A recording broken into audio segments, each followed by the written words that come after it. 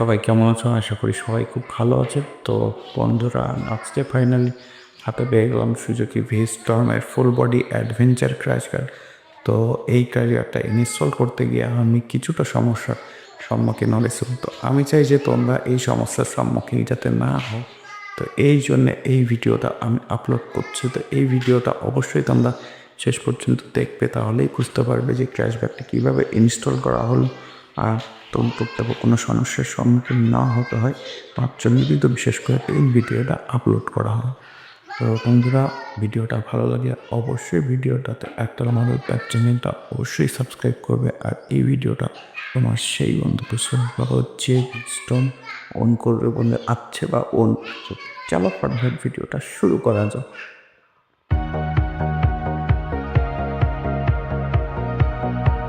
তো বন্ধুরা, এই বক্সের মধ্যে এসছে আমার ভি-স্টর্মের ফুল বডি ক্র্যাশ গার্ড। তো এর মধ্যে কি কি আছে সেগুলো আমি এখন তোমাদেরকে দেখাবো। তো এটা দেখার পর আমরা কিভাবে এটা ইনস্টল করব সেটা আমি দেখাবো এখানে। তো এখানে বাক্সটা খোলার পর সবার প্রথম যেটা আমি হাতে পেলাম এটা হচ্ছে আমার। তো এখানে দেখো কিছু স্ক্রু দিয়েছে।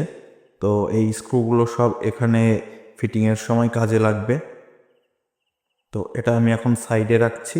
তো এরপর যেটা তোমরা এখানে দেখতে পাচ্ছ এটা হচ্ছে আপার ক্র্যাশ গার্ড। তো আর এটা হচ্ছে অপোজিট সাইড, মানে রাইট সাইডের আপার ক্র্যাশ গার্ড। তো এখানে টোটাল 4টে পার্ট আছে, দুটো আপার সাইডের, দুটো লোয়ার সাইডের। তো এটা হচ্ছে আমার রাইট সাইডের ইঞ্জিন গার্ড, মানে ডাউনের নিচের দিকেরটা।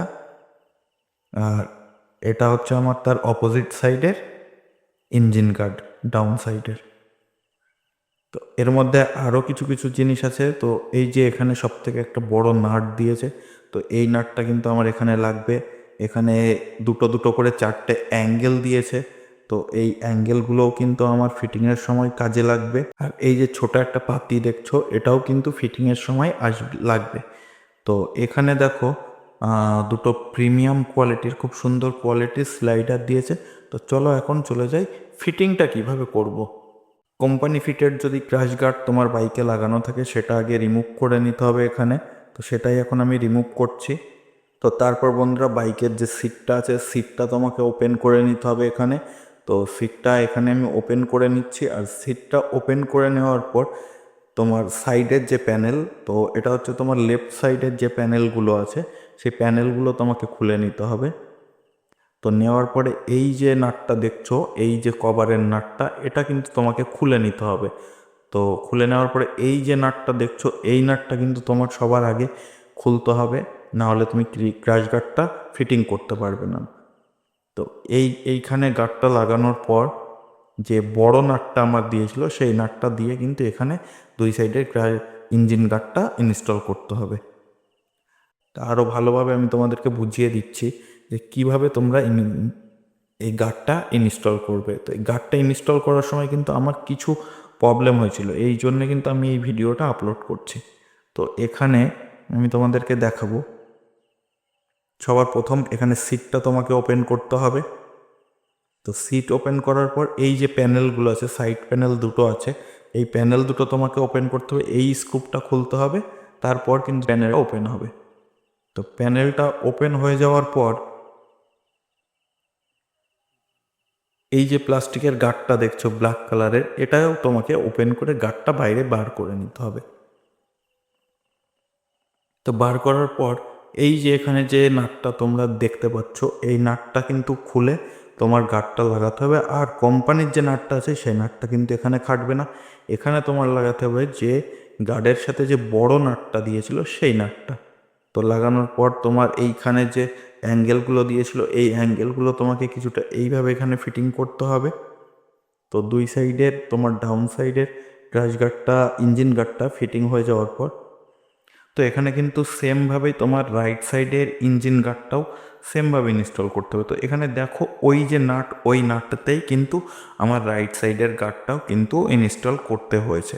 তো এই জন্য কোম্পানি এখানে একটা বড় নাট প্রোভাইড করেছে।